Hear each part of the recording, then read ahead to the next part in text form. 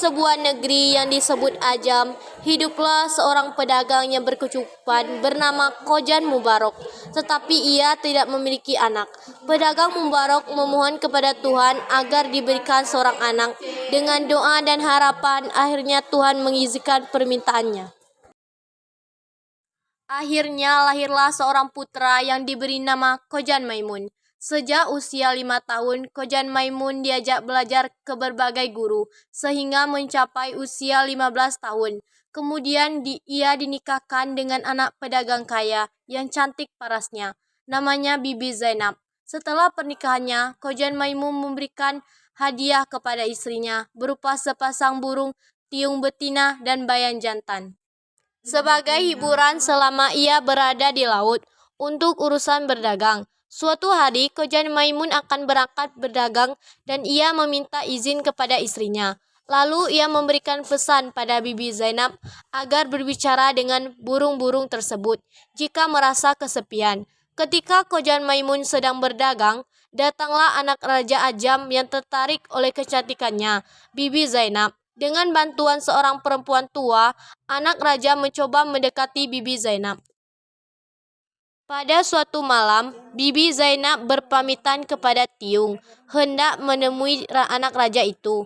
Tiung bernasihat bahwa Bibi Zainab telah menantang aturan Allah Subhanahu wa Ta'ala. Istri Khojan Maimun itu marah dan membanting si Tiung dari sangkarnya sampai mati. Lalu Bibi pun pergi dan mendapati bayan yang sedang berpura-pura tidur. Dan bayan pun bangun dengan berpura-pura terkejut mendengar kehendak hati Bibi Zainab pergi untuk menemui anak raja. Saat bayan hendak menjawab seperti Tiung, ia berpikir maka ia akan dianiaya seperti Tiung.